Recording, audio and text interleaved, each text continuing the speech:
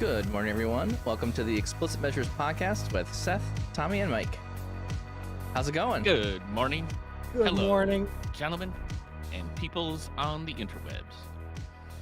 Seth, It is a good morning. I can already see you had a late night. You're like, you are bubbly this morning. Yeah. Enough of the filters haven't come in. Better watch myself. Exactly right. More might, coffee. More coffee. You might get some real Seth today. Wait, what does that mean? What does that mean? Unfiltered Seth. What does that mean? That means that at minute 45. I don't know, but it's provocative. It's very much the opposite of me. Usually after the late nights, I have to watch the Red Eyes, especially one of the projects we're working on. I didn't realize that I did not look away from the screen. And then my wife came to, she's like, "Are you crying?" I'm like, "No, I've just been looking at trying to compare two different rows, and I don't know why they don't match." And she's like, "Tears of joy, pure joy." Looking at data, honey. It's very hard to explain that situation where you're maybe doing a migration. You're like, "I've done everything the same, but why does one output show a slightly different number, and you have to check on a row than the other one?" Oh gosh. And you can't explain the frustration and why that's like there's no light at the end of that. You just have to say, "I don't know." Yeah, Soon. Oh no, I can't do that. I can't just say oh no, especially when there's more when you've got it down to like there's absolutely no reason for this to be happening that I know of.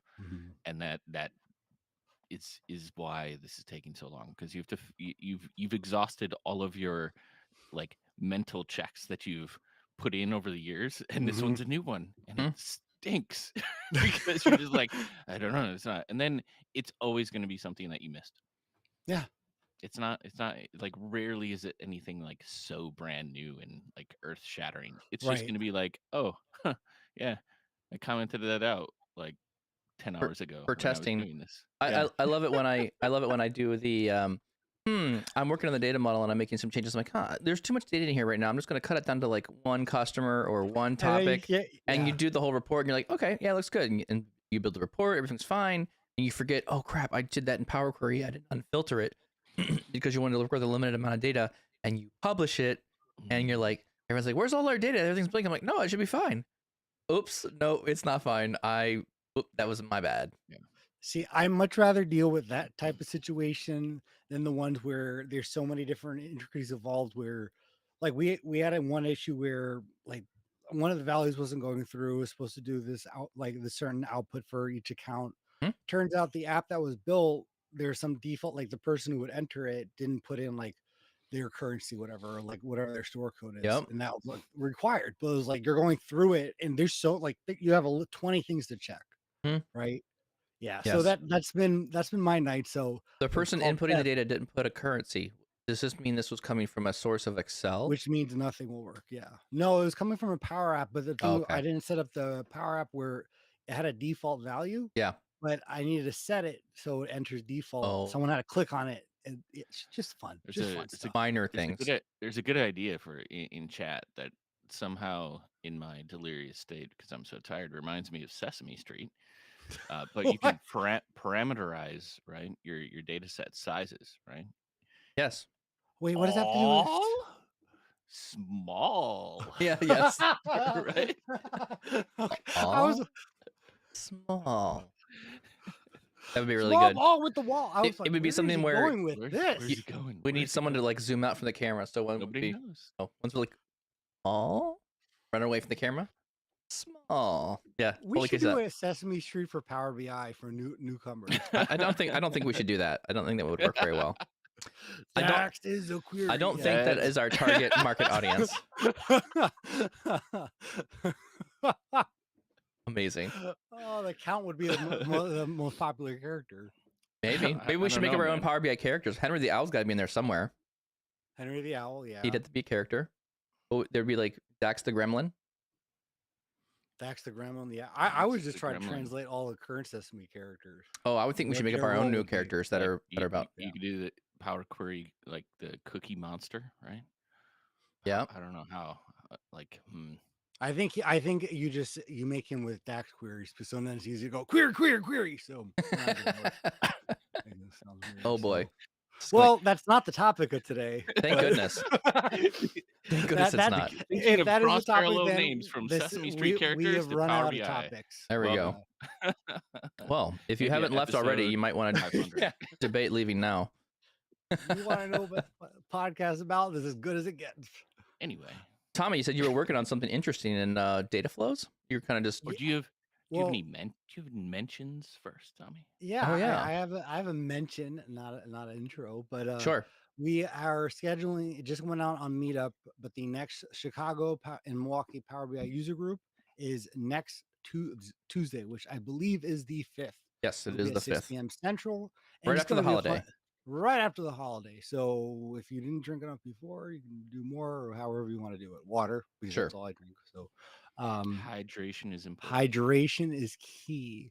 And we're actually going to be talking about all the different resources from a PowerShell perspective with Power BI. And if you have no experience with PowerShell, need not worry, because if I could understand half of this, and again, a lot of this is coming from GitHub is an amazing tool. That's amazing. It's amazing. That is something I check for news now on what's going on, what people are publishing, and the different solutions out there. So I'm going to showcase how to use PowerShell and VS Code to, in a sense, manage your tenant and do a lot of different things within Power BI, all using PowerShell. So it's pretty incredible, some of the things I've been figuring out and combining together.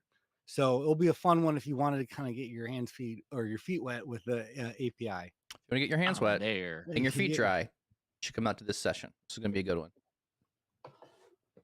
Exciting. And if you like PowerShell. I'm going to like PowerShell. Yeah, I think you don't have to like PowerShell. That's true. So someone's already done all the work for you. You just kind of have to read it and use it. Yeah, I wish I knew PowerShell better, kind of thing. It's too much well, what can I do here? So, but again, a lot of the solutions that kind of have a lot of the parameters. One quick one, and I showed this to Mike earlier. There's actually Sam McGuire actually put this together where you can actually take your macros from Tableau Editor, and and then basically extracts it out into a folder, so as a CSX file, C# file, so then you can view it in GitHub, or you can back it up if you have two computers. So I'm going to ask Sam if he can actually do one that actually pushes it back to the macro, into the macro actions.json. So then you can edit it in VS Code, and then it pushes everything back, or basically. So a lot of different things like that we're going to go over on Tuesday. Love it. Looking forward to it. Any other key observations or things that people were working on or openers here? I think we have a couple. Well, that was the announcement of the event. We also have a promo code for those of you who want to go to the Data Insight Summit, which is coming to us in Chicago. So there's a Data Insight Summit coming to Chicago. It's a number of really good speakers that are showing up. I'll throw the link here in the chat window as well. I can go get it here quick. The promo code is promo22. So if you want $100 off your ticket, use promo22 and you can get $100 off the Data Insight Summit. We will be there. Seth, I'm not sure if you're coming, but you better be there though. I'm not speaking, but of course I'll be there. Yes. Maybe we can let you guys down. Maybe we can pinch you into one of our sessions. I think I've got 2 sessions. I might need help with one of my sessions, maybe. All right, I'll help you out. Story of my life. Or I'll either help or heckle. Yes, yeah, exactly. One or the other.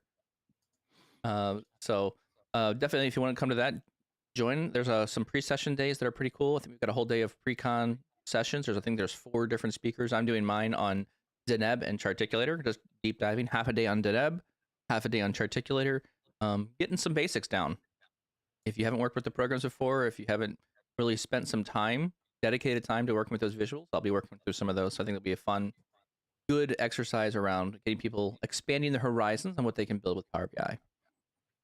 Any other? I think I just saw an update with the visuals. There's a new toolbar that's been released. There's some kind of visual update for editing the Deneb, at least. I think I just saw that. I believe I think Deneb's been going through a series of revisions. I think 3.1.3 is just on the horizon. I think it's been approved and it's about ready to go through. So that should be a very good update. the visuals are incredible. I just love what it can do. It's so powerful. Anyways, super fun. I built some neat things with it. I don't think I have any other openers. Tommy, you were saying something about data flows earlier?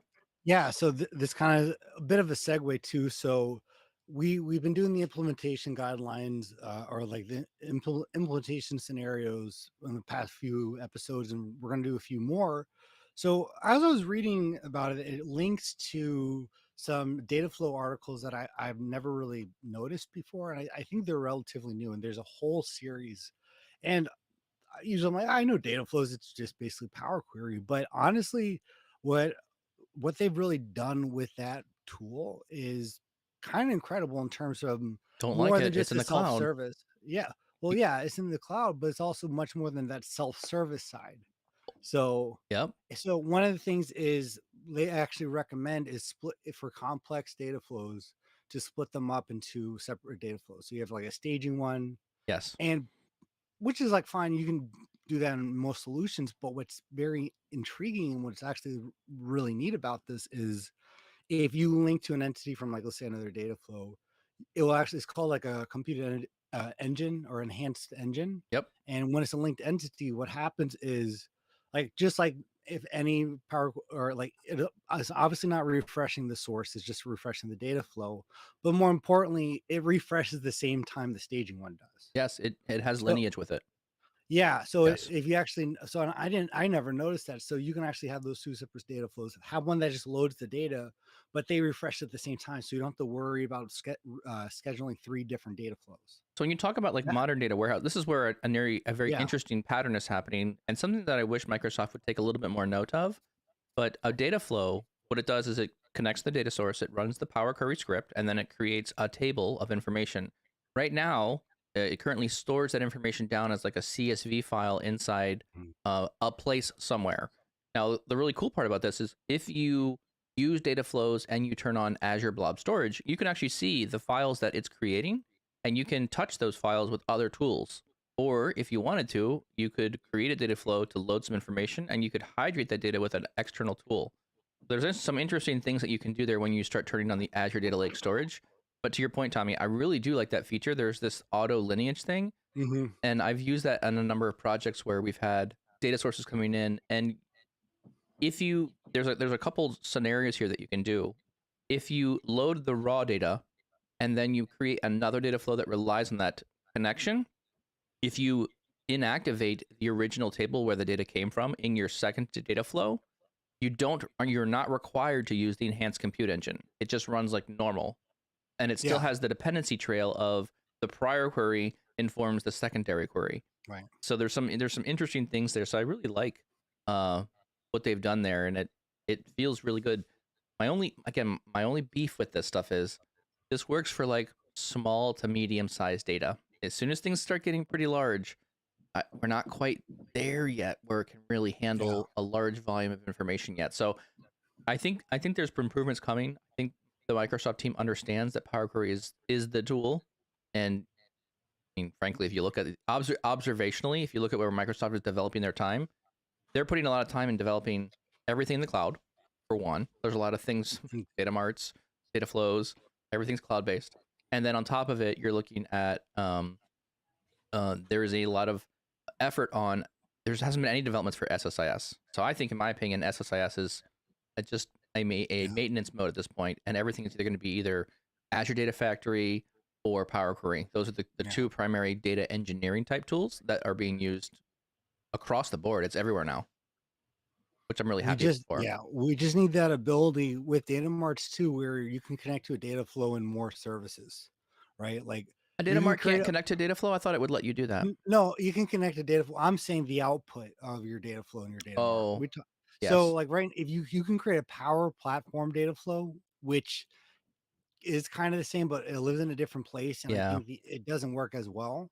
But there should be one centralized source where I can connect to this in a Power App. I can connect to this in another application. Yeah. Like Yep. So I think that's the part we're missing. But no, what data flows can do right now, we're actually transferring a solution over where it was complicated to begin with, where the sources that came in were already something jumbled where there's not a lot we could do basically. And again, a little going into today's conversation because my late nights started because of this week. We have these 3 of our like there's 7 different fact tables, so to speak, with 7 different types of information. Obviously they all relate, and 4 of them live in Excel because that's how the vendors would send it. Yep. So we have to iterate over separate folders, and the other ones come from SQL. On top of that, the vendors send us all convoluted information, so there's no like member ID or product key or any of this information. Is just a name, so to speak, of some string or value. Yes. So we've created a system where basically we map our like account names and the product names to like a master reference. You can actually write back in Power BI to do that, where it's like just reference this, to this master account. Basically, what we're trying to do is get the pricing and just based on all these different attributes. What happened to me though was over time, because there are things that change, like, oh, by the way, the pricing change is going to happen in the middle of the month. Oh, by the way, these products are no longer active, so we have to use these new product codes. Again, there were no product codes, so we had to create them. The way the logic went and the way the process went to get this out, we kind of did everything in calculated columns. Tommy. And a lot of Tommy. Chris Wagner in the chat. Woo-hoo! So because we couldn't create the standard relationships because again, it wasn't available. So and again, you're dealing with 7 different fact tables that you have to do the same thing every single time. And what's been occurring is people like, hey, this one number is off, but again, that could be one record in one of the tables, and it's like, this is getting untenable.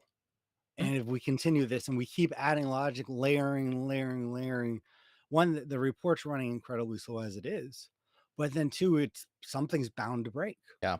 So I think this brings us really close to our real topic of the day. So instead of doing all these intros, let's jump into the actual topic. So Tommy, what you're talking about there is you're talking about increasing complexity of a model over time. As you learn something, as you're enhancing it, it gets more and more things added to it. So thus our topic today. What do we do when we have complicated models? I think there's a lot of use cases around this, and I think we've all seen this before, or you've stepped into a situation where someone says, hey, my model's not calculating what I want. Oh, can you show me the data model view? And they're like, yeah, sure. And it's like, I'm trying to think of like all the YouTube shorts that I watch. It's like there's these little sound snippets. It's like bum bum bum. They click the button and you're like, oh wow, there's like 30 tables in here, and there's relationships all over the place. And how many inactive relationships do we have? Oh my gosh, like what's going on in this model? I have no clue. So when does the model become too unwieldy and you have to start fixing the model? So our topic for today, complicated models. I do like how you said not your models, but someone else's. I mean, that's what I deal with a lot of, right? Models that I make are fairly star schema related. And I feel like, and again, I think it's also this perception too. Like if you make the model, you understand how it works. You knew why you had to bring these tables a certain way. You knew how to build what you needed to build to get those tables together. But when it's somebody else giving you the model, they understand how to build it, but it's not always self-evident to you unless it's simplified like a star schema or something like that. And I mean, but it happens to all of us, right? Even in our own models where, again, it's a slow process, right? Where it's just like you start folding every day in college that first 2 weeks, and then all of a sudden there's just a pile of clothes in the corner, and you have to see what shirt smells good to go out on Friday. Well, not that it's ever, but it's a slow changing process. Joe watches TikTok from the chat. It's the oh no, boom, oh no, no. That's what I'm hearing in my head when people give me these models that are just like, it's crazy. But so let's identify, like, when have you seen these kind of things? And and maybe how do you start fixing them? What would be our list here? Just define what a complicated model is. What would that look like to you guys? Seth, want to give us a kick here? Kick the complicated model. There are things that overcomplicate models, right? Lots of bidirectional relationships nested within your spider web, not just on the fringes. There are, I think it's a trivial point, but I think what Microsoft should do, Mike, is just adopt out of the box your visual way of inputting dimensions and facts within way easier to the read. web frame. Totally Because agree. because to Tommy's point, especially the larger the model gets, or the longer it's lived, Yep. it is just this slowly building giant, right? That doesn't is typically in somebody's head and not documented anywhere. I mean, which is another problem. But they're very hard to read. Like when you get into a lot of large numbers of tables and things like that. Well, it's like before Power BI, if you had some of these data sources and unstructured, you just go, no, sorry, you're going to have to find out your own solution. But I mean, again, I really see this as obviously there's seeing someone else's data set and kind of being to figure that out with, which is in its own self, its own struggle. But, no one's above the fold where they've never created a bad data model. And again, maybe it's a project one, maybe it's something that it becomes that iterative process. Like there's new things that change during the build. And for me, that's a typical situation where all of a sudden you look back and go, whoa, why are there all these tables? What's with all these columns? Why did I create that relationship? And because again, you have 20 parts of, logic that are adding up to the final number. But here I want to talk about that for just a minute, because I mean, lots of tables. So indications of a complicated model. Like when do I throw the flag or yell, uncle, we have a complicated model here. Like time out. Let's talk about this. I think one of my indicators is lots of tables. Would be one of them that you said, Seth. I think Tommy, what you said there as well. Like when there's kind of these weird. I try and design for Snowflake as much as I can, even if there are multiple fact tables that have multiple dimensions. In my mind, this works fairly simple to get data back into that model. And so I'll work extremely hard outside of Power BI to prep the data for Power BI. So if you look at the models that I produce, they're typically a source and one other step, maybe. That's it in Power Query, because I'm doing a majority of my data engineering work outside of Power BI. Another indicator of when I would say a complicated model is available, or what I would define a complicated model as, is when you have lots of steps in Power Query, and the tables that are being produced are using merges or appends. So you're taking multiple tables of information and stitching them together. Most people don't know this, but there is, inside Power Query, there's a button where you could look at the lineage of all the tables in Power Query, and it traces back for you each table and how it's related to other tables. When that looks like a mess, when the Power Query itself has all these interlocking and related tables and all, that's another indicator of an overcomplicated model. I mean, but technically, isn't that a complicated data transformation process? I mean, we can mix it all together if we want to. Yeah, I mean, right, but that's ETL. It's not necessarily the model itself. Agree, but I mean, here's why I would call that a complicated model. Because the reason I would call that a complicated model is because when you do that, there are highly high chances that you're going to break query folding, for one. So query folding is a really good thing for your model because it removes the amount of compute from your Power BI refreshing, right? So when you have a lot of Power Query steps, even though you're right, Seth, 100%, I would agree with you. It's just ETL. It's just transforming the data to get it to a shape where you can use it in the report. But when you publish that report or that stuff to the service, the PowerBI.com compute is being used to generate that information, and you will have failures if your Power Query takes too long to refresh. So yes, it's separate. Yes, you're doing a lot of transforms inside Power BI, which is acceptable. I think it's good. But I think you don't always want those things there because you start sacrificing on some performance issues later on down the road. Yeah. So I would say two other areas that kind of stand out are like when you hit the modeling pane and it looks like a relational database. Yeah. Yes. Typically that's going to lead to problems. Yes. And then repeated columns in different tables. Oh, right? That's a really good one too. Mixing and matching facts and dimensions, or when something's being calculated in the report, it makes it really hard to figure out, okay, like, I'm in this table, but why does the same column exist over here? Like, what are you doing? Yes. Right. And yes. And as we talk about it, I think we'll lean a bit into, you know, some of the strategies that you even referenced, Mike, is you said something poignant, which is you take the model idea out of Power BI and think about it. I work really hard to make sure that the model is like the tables I'm loading in are simple. I try really, really hard to make, okay. I mean, if you step back and like, if you just drew out, if you just talked to someone about the information, like this is why I do a lot of this exercises around defining the insights. What do I need to calculate? What are the measures I need? And what are the dimensions I want to cut by? And again, I try and use language that the business understands, but you know, I've gotten to a point now where I can just look at a visual or look at a table now and instantly look at that and say, okay, what are the dimensions of this thing, right? Oh, I've got time on the x-axis. Okay, the time is a dimension. And then I have numbers, you know, different measures or whatever we're calculating for the bars. That is a calculated value. That's a metric. And so I've spent enough time around models where I can easily understand like where the break parts are for what is again, this is how I explain it. It's like a slice. How do you want to slice the data? How do you want to filter out the information? Those are all dimensions. Anything you want to calculate, anything you need to aggregate or sum, those would be your measures. This seems basic at that nature, but when you look at the different tables that are in these models, people are asking you for data like, oh, I need you to add the numbers in this dimension table.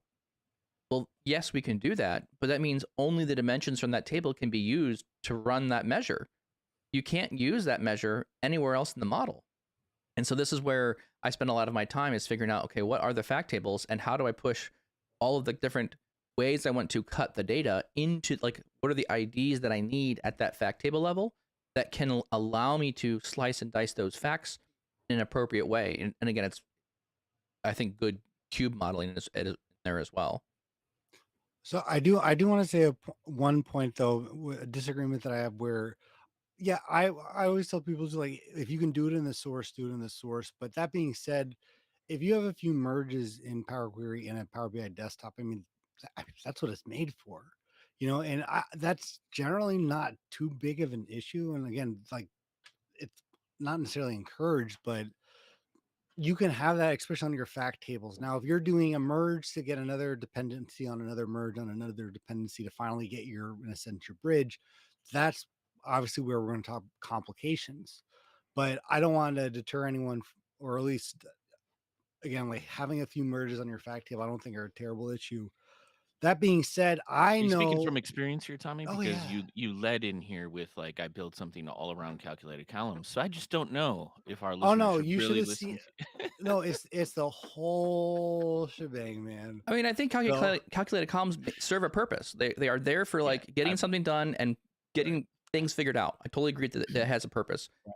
Would I go to production with anything with calculated columns in it? No, I would not. Yeah. Right. And I want to add some more other items here. Like along with this too is other things that I think make models complicated is incremental refresh.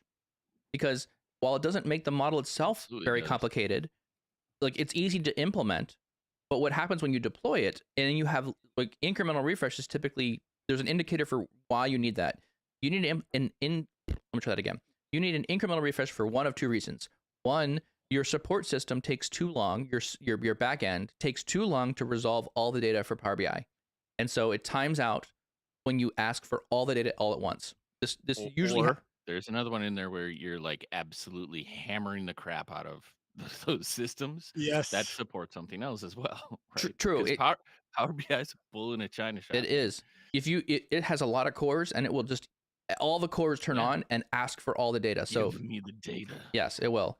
And so that's one thing so one is the back end system, and this typically happens when you have like a view that has joins in it, because sometimes you can get joins or you're doing some kind of, I've seen other problems where I had like date time calculations that were being converted for some reason in the view, and it caused a lot of consternation on the SQL Server side, and was like, I can't handle it, don't do this. So materializing your data into real tables helps out a lot, or simplifying them. And then the other half of this, when you need to have incremental refresh and where things time out, is when the data set is so large, right? You have hundreds of millions of records and you're not going to refresh hundreds of million records every hour. It's so inefficient. You don't want that extra compute doing that, because while you're doing that, it's taking away compute from anyone trying to look at reports, which is not what you want. You want that to be snappy and fast. Load the data you need, only the changed records, get the recent data, load it to your partition, move on. So I don't think a lot of people understand all that's what's happening there in the incremental refresh space or how to set it up. It's a pretty easy thing to do, but it does require a little bit more deeper knowledge of the model. That's another one I would say that would be an indicator of a complicated model. Well, and that's the common scenario, right, too, if you're given a new project where there is a lot of that ad hoc. Like if you knew everything you knew now, obviously you would design it the right way. Yes. But you're trying to test things out.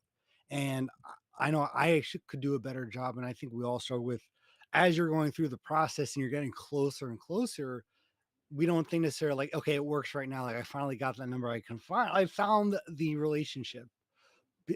Because we're testing things out and we're just trying to, again, maybe not best practices, but we need to think too, as we're doing that, okay, can I backtrack here and make this easier to do? And that's a lot of times when all of a sudden, I know my indication is when I'm in the data view in Power BI and I am scrolling on every table, right? And I'm like, my goodness, where's that column looking for? Yep. So, and that's just what happens. We're doing consistent, testing out. And again, we're tinkering around. We're saying, is there a better way to do this? But then usually there's dependencies on those testing. So it's very hard to, like, in a sense, just back up from a data set. Like if you break a column or relationship, can't load the report. So you got to break that relationship. And then obviously you still need to get that data published out there. So that's, I mean, man, the stories, yeah. Thomas brings up another really good point that I would also add for complicated models. Anytime you're seeing someone doing ETL in DAX, complicated model. No. It's one of those things again for me. Like I'm like, don't do it. Do not do it. Do not try to clean your data using DAX functions to filter. Like, yes, if you're filtering out something, yes, I get it. Like, don't do ETL stuff inside DAX. That's not the proper location for filtering or adjusting things or fixing data things. That was upstream in the Power Query or beyond that in the backend systems of things. All right. So in a larger question, yeah, what is the percentage of decent to good models you've seen versus complicated or hard? Every model that comes to me from someone else is what I would classify as complicated, because there's usually snowflaking going on. For all of these reasons? Well, these are the reasons why people come to me for help. So no one pays you because of how good your model is. Correct. Your experience is skewed with the world. My experience is skewed by real world. I'm tainted by the real world. Is it though? I think, because, and the reason I'm asking that question is this, right? Like, as opposed to what you guys make fun of me for doing, which is leading you into a space and then hammering you for some reason or something. Yeah. What I'm getting at though, for everyone else in the podcast, this is where Seth takes Tommy and I into a small dark hole and then beats us over the head with an idea. Yeah, we're gonna get it here. I can see it already coming. He's gonna. No, you're not. Okay. You're not. The thought here was, I think that the majority of models are going to be somewhat complicated. Because one, it's either somebody who's not trained in model building, or you're under pressures and you want to build reports, right. Or you don't understand the data the way you need to, and you're using Power BI as an exploratory tool while you're building. So what you're doing is you're starting to build from the get-go, as opposed to separating out your discovery with your actual implementation, right? And Mike, you led with like the thing I would have recommended out of this conversation, which is separate these two things. Yes. Right? Like if you're doing discovery and iterating, yes, that's fantastic. Power BI allows us to do that. Yep. It allows us to get our head around like the data set and what we want to do with it. Because you got to understand visuals we need to build. Agree, 100%. But like, to me, that's your test PBIX file. Yes. Yeah. Like you are not building your model yet. Correct. And I think people automatically dive into like, okay, I know my data. I know what this needs to do. And then you paint yourself in a corner and you're like, oh, okay, well, now I need this table. And how's that going to fit in here? And then you just kind of additively add on to the model. And it becomes this spider web of a very unique set of tables for this visual need. There's this that wasn't properly introduced, so maybe you could have like merged these three tables, but nobody's taking the extra time, because now it just becomes this like hybrid of you're bolting things on to a framework that was never well thought out. And you can get out of a lot of the complication of that just by separating out a discovery phase, the things you need to build for basic requirements for the report, or at least start with a solid base. And that happens with some well thought out things outside of Power BI, so that you can reshape what is a lot of our data, which is just like you're thinking relational in nature. How do these things connect together? But not in the context of expanding it, letting it grow, and sticking as close to a star schema or a better performing model Yeah. that you can achieve with a little foresight. That's a really good point, Seth, too, where I think a lot of times when we build, we're using the same data set. And I think that's usually the culprit of the what becomes that thrust a little complicated, where Agreed.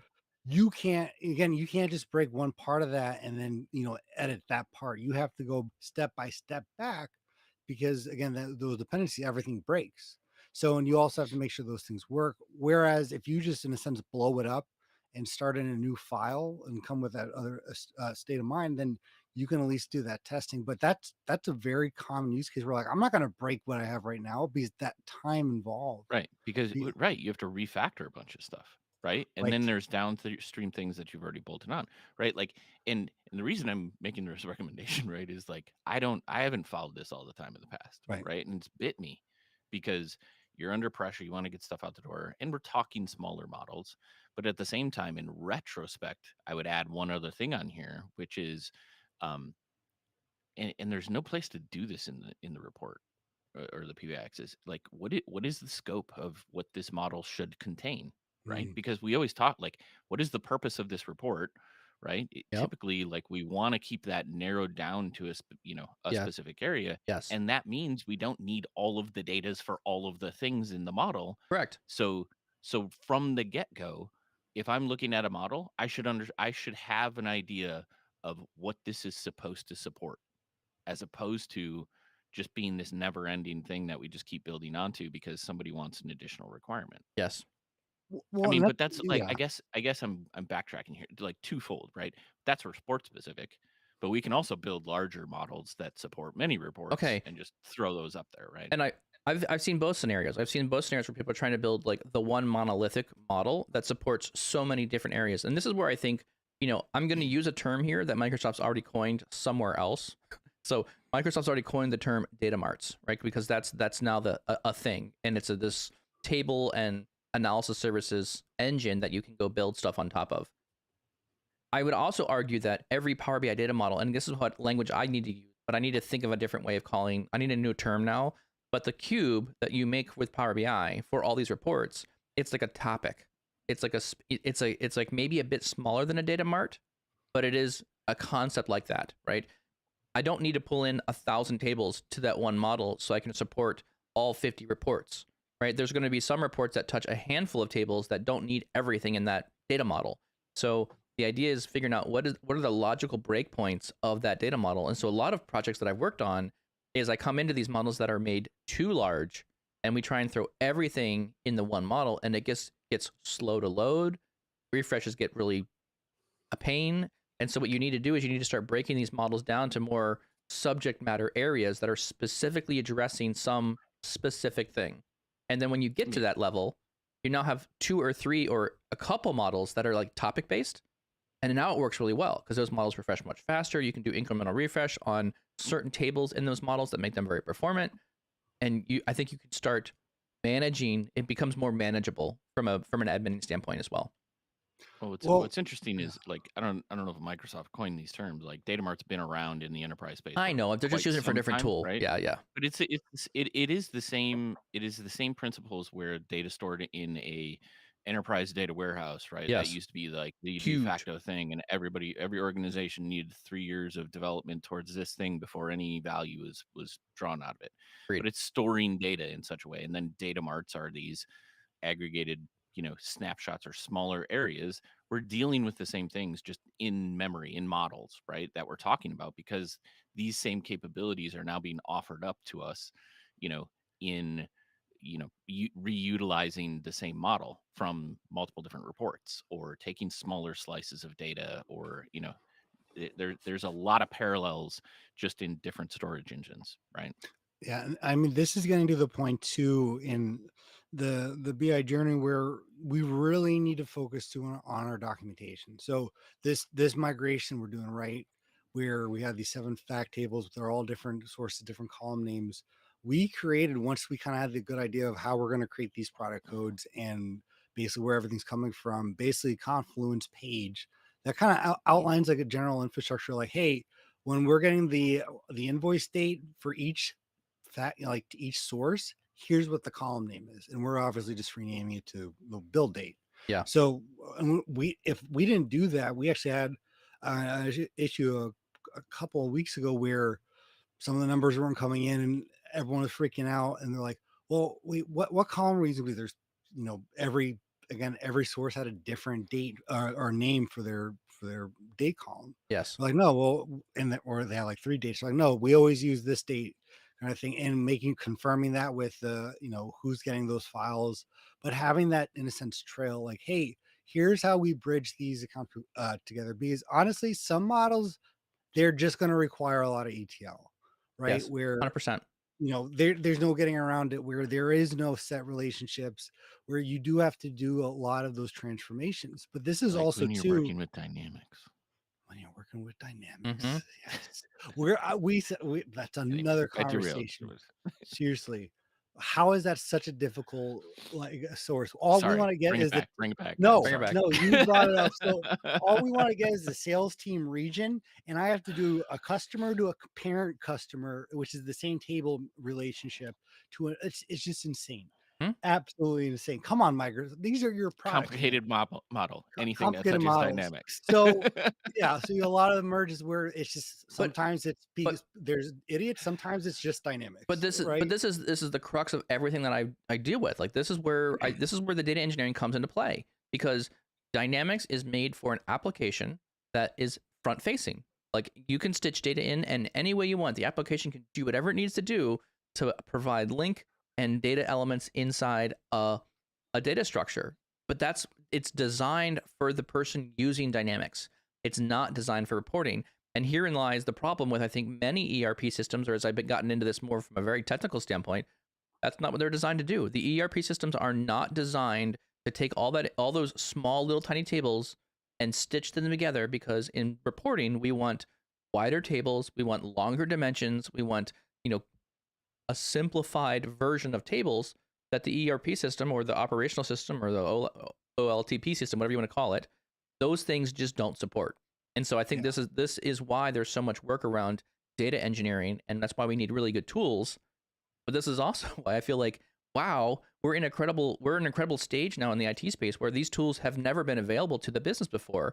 And so there's a whole large audience of people exploring, learning, doing these things to become more capable. They can do their own engineering now, which is, I think this is just massive to me. This is like the game changing that is Power BI and Power Query. No, and that's a really good point too, where again, I think that data flow documentation, and I'll make sure to send that in the chat. Yeah. But it comes like so in handy too with one, the linked entities feature and what that does.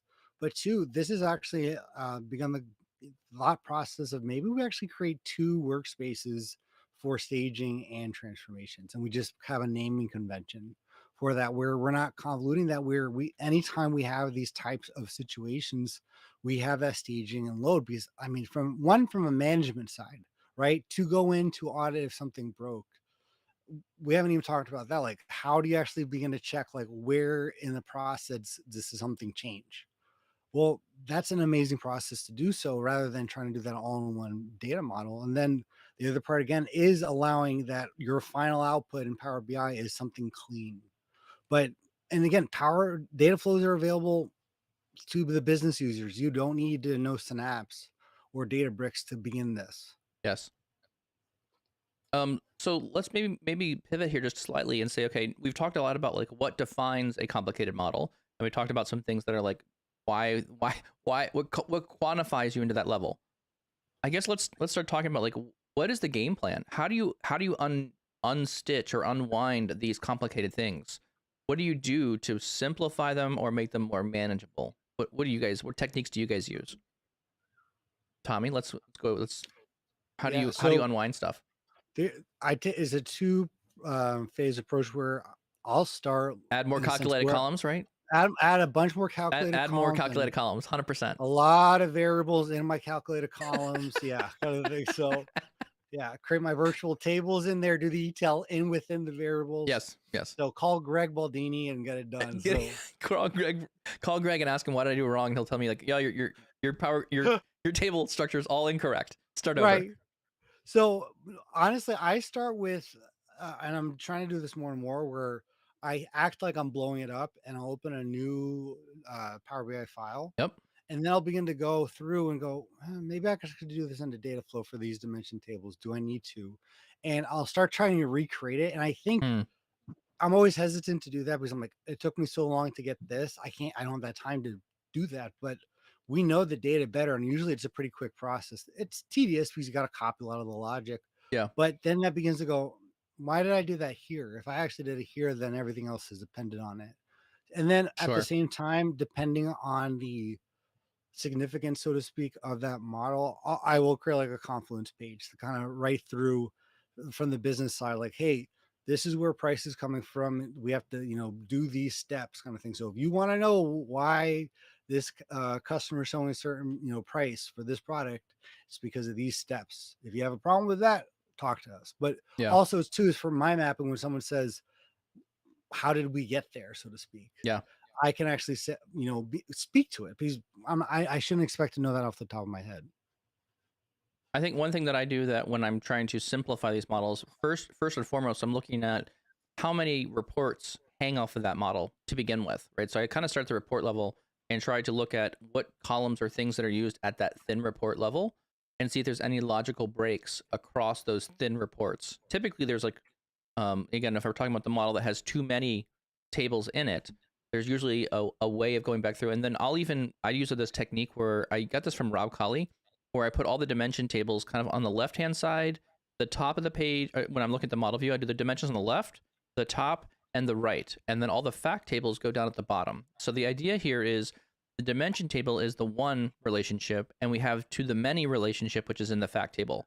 And so as we map this thing out, all these lines nice cleanly line up, and they just go from the dimensions and they filter down to the bottom of the page where the fact tables live, which I think works really well. And that way I can clearly see, okay, there's a little bit of snowflaking here on these three tables. Why is that there? And is there any way I can get rid of it? So those are things I'm looking for. I'm looking to consolidate those. It's like a single chain of one-dimensional link tables. Now, sometimes you need this for security purposes because you need to secure the data, and therefore you need to have some security or row-level security filters applied to tables and their relationships, which makes sense. Sometimes you need it. But that's what I'm trying to look for. I'm looking for redundant tables that are overly complicated, and how can we simplify that? And yeah, I like Thomas. I think your comment here is very appropriate. I start thinking a lot more Kimball, right? It's a lot more Kimball star schema modeling practices that I use at the Power BI modeling level. So those are some things that I'm looking for there. I'm trying to break those apart. Yeah, like in regards to unwinding, right? The number of the dependency tree, right? That's a good one. Like understanding, like if it's not just this report, how many other reports are there? Because that complicates what your process. But the things I've done, like if I'm just talking about a single model, single report, whatever, and I suppose it goes both ways, but visually separate, right? Visually separate out the different components that I'm trying to understand within this existing model. And if there isn't one, which there typically isn't, I have to build a mind map. Yeah. Right? And usually I go into Excel because it's, here, what are my DAX measures? What are, what tables are they interacting with? What are the things on the very front end? And then kind of work my way back, right? Yeah. Tables, relationships, how do they, and then like I translate that into business speak. Right. So it's kind of from a tech perspective, what is this measure and this, column and relationship in this table, and how is it derived, and what is the purpose of it in kind of things I can understand and then articulate? Because ultimately out of that kind of mapping that you should have done in the first place, right? you're trying to build like for me a diagram. Like I always use Lucidchart or Visio, Yeah, I like that. because people are visual learners. I am a hugely visual learner, Yep. and that becomes part of my documentation in the future, where I'm handing this off, or if somebody needs to go back and look at this model, Yep. they can see some of the dependencies that aren't inherently going to be there without them spending an hour to go through really complex Power Query Mm-hmm. or whatever the case may be. Like, and that lets me define what the scope is, or what the scope should be for the model and the reporting need. And from there, once I have a clear direction, right, where we are, this gives me current state of where I'm at, and scope of where I need to go. And then you can go through your refactor steps, like figure out like what are all the things that need to change. Do I need to, remove a lot of bloat from the model because I've repeated columns everywhere? Do I need to roll a couple of these tables together Mm-hmm. and streamline some of my ETL? And that becomes much more clear after you're able to set the foundation for what is actually happening and then the direction you need to go. And while that's all unwinding, I Yes. guess those are the same recommendations I'd have in reverse order, right? Do your discovery, um, separate that from your actual development, because you need to spend time with Yes. understanding what What the is the scope data is doing? Yeah. before you go build a bunch of stuff. And it Yeah. actually creates a better environment for you to build faster, because you've already pre-thought out all of these, the majority of these things, and then you're building from a solid base. So even if the case is later on somebody asks for a visual and you need to pull in some ancillary tables that just kind of hang off, and you just pulled them in to meet this specific requirement, that's okay, right? Because you can actually have your diagram, which is separate to that, saying like, yeah, these are out here just for this purpose. Yeah. Stuff like that. Another one that someone brought up, Thomas is talking about, like, the fact table is usually the more complicated piece of this. And I would also argue 100% to that degree. I feel like I spend a little bit of time. It's easy to understand what the dimensions are. How do I want to cut and slice, and like what are the dimensional things that I want in the model? I think it's harder to understand the fact table. And I think when you're talking even multiple fact tables, what happens when you have different grains of data? What I mean by grains of data is how refined is that information. You may have some fact tables that have daily level data, but you may have other tables that have data aggregated already to you by weekly or monthly information. So how do you join two different fact tables of different grains together when you're trying to cut by a common dimension? So like if I'm trying to cut by day and I don't have a fact table that's down to the daily level information, the math doesn't really work out the right way. I can't use a measure in a visual between those two tables because the grain of the data is designed differently. And then in the fact table, I'm also looking at, if I can't get the right number of dimensions linked to that fact table, I have to increase the grain of the fact table to accommodate extra dimensions. And that might require you to have some more like repeated rows of information, or a column that is repeating calculations for some reason. So then you got to think about, okay, how do I fix that to resolve that granularity of the data so that's consistent across the model? I think that's really where some of the data engineering and experience needs to come into play when you start talking about, when you can observe that. You can actually see like, oh, shoot, I've got a table over here that is at a dimension of like a higher order dimension. And when I look at this other data table, it has repeating rows for that same bit of information, but I want a clean star model. So how do I solve that? How do you resolve the different grains of data? And I think that's where things get more challenging for me. So that's another one that I would point out there is, identify the grains of data. And then I spend a lot of time in the fact table trying to, design proper relationships for all the dimensions to get to those facts. Well, that's the hardest part, right? And the problem though too, as we try to transform and restructure this, you do run into an issue where if you were doing everything in a sense in DAX, or like in a sense after it's loaded and you go to Power Query, there are things that you need to watch out for, like the relationship. It will require like trimming or extra characters, lowercase and uppercase. In a sense, merges don't look the way when you do like just a lookup in Power and like in DAX. So you have to account for all these things. And I've had situations where I had everything set up, but it only worked in the DAX, like the DAX that I could do, where I was like, I can't, like in Power Query, it's returning something funky this way. So I think to me, all this goes back to, as you begin to think about how can you structure your dimension tables. And honestly, for me, it's the biggest issue and my biggest priority is the bridges in my structured dimension tables. The fact table generally, like, if I don't want to say it's not an issue, but generally it's getting those relationships and getting that logic, and that's going to live in your dimensional tables. But it's really making sure that if you are using a different system to recreate the wheel, Yep. that you have to know the limitations and also their prerequisites, because that can really bite you in the butt. So who out there is of my finance department individuals? I don't know if there's anyone listening from finance department, but working with finance departments is quite complicated because they have this whole wonderful thing called GAAP, and GAAP, how you report financial records using GAAP is not as intuitive as you would think, and there's a lot of complicated. Here's my revenue, here's my expenses. It has to be ordered a certain way. So doing those kind of things can be very complicated, and rolling up data appropriately gets to be difficult inside tables because you got to see it a certain way. So that's another one that when we talk about grains of data, the gap analysis or whatever that gap is doing is kind of complicated as well to figure out how to make that work as in addition. Well, there, Thomas, Thomas, you've been involved in all of this stuff. You are also working in the financial space, so you feel the pain that I have working on those reports as well. Joy. Oh, hierarchies, yes. Hierarchies is huge in finance. That's another one that makes things really difficult. How do you, because in a hierarchy, you want to aggregate up to certain levels in that hierarchy, but you still need the lowest level grain of data. And I love making measures that do this. So I can pick whatever hierarchy I want, but it will auto aggregate or roll up things. Yeah, cost allocations, those are another one. Yeah, those are things I think are indicators of complicated models as well. All right, so let's move on. How do you manage and prevent this, or what are you guys doing actively to combat this? Well, I was paying attention to time, and I already gave how I combat that. Well, we're getting close here. Well, maybe we should go to final thoughts then, because we're almost at an hour. I give my final thoughts. Okay, Seth says he's done. Seth says he's done with this conversation. I have nothing else to give.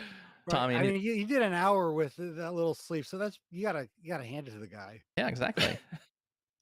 No, I feel like I kind of said my piece too. I think the two biggest things is the prevent and then just like being able to notice when you're in a sense that too deep, because there's always a spot where you can go, hold on, if I just stop here before, in a sense, we publish this, if I just create another file and I'll take that extra time, I'm going to run into a lot less problems. But usually we're in the thick of it, like it's working or I'm so close kind of thing. But yeah. Being able to stop yourself halfway through and go, okay, maybe I have to add a bunch more visuals. Also, if I didn't have Tableau Editor, I'd probably have a lot more complicated reports. Oh, true statement. My goodness. I love Tableau Editor for that reason. What not even a time saver. All right. That migrate. I'm glad you mentioned that, because I had a thought earlier about this and I did not mention it, but I'm going to mention it now. I can't stand working in modeling data inside desktop anymore. It is driving me absolutely batty. The fact that I can't create a measure in the model view, and there are certain things, no matter what page you have to, for new users of Power BI, you have to go to a certain page in Power BI desktop in order to create certain things. And then certain features that you wanted to be available on different menu items are not there. So that like the menu tree of what columns are where in the model is different depending where you go in the application.